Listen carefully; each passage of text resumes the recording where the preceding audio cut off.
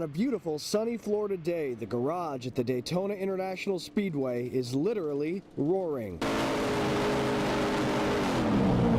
So loud sometimes that your ears start ringing, but that's a good sound to the drivers in this year's Daytona 500, the first of 36 races in the Sprint Cup Series that ends in November. Here in Daytona, a newly repaved track is creating big-time speeds, over 200 miles per hour. And that is changing the driving style by sending the racers into a war of tandem drafting, where having good friends is the only way to succeed. You need somebody to be playing with you because they got to brake and you got to brake and you got to get comfortably connected and then go. This week, officials slowed down the cars 5 to 10 miles per hour by downsizing the holes in the restrictor plates. That move cuts the amount of air flowing into the carburetor, reducing horsepower and slowing speeds. NASCAR has already simplified its point system and changed the playoffs. Many fans are just scratching their heads on all the moves. I think NASCAR is a little too worried about the speeds out there today. I mean, we used to run 212 mile an hour 30 years ago.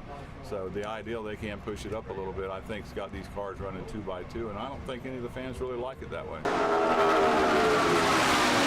On the other hand, NASCAR feels that the changes have done nothing but increase the competition and make the sport more exciting.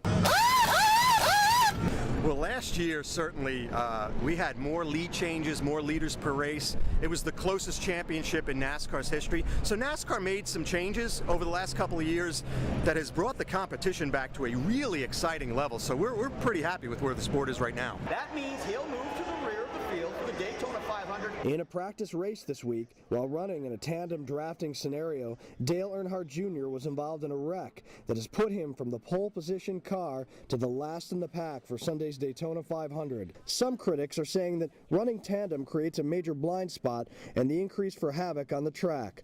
Drivers this week were experimenting. And Jimmy and Dale Jr. were working together, and we were kind of swapping back and forth. You know, those guys would get out there, and then when they had to swap, we'd pass them back. And so we were just really just kind of going through the practice deal, trying to figure out how long we could push. The Super Bowl of racing, the Daytona 500, with a newly repaved and very fast track.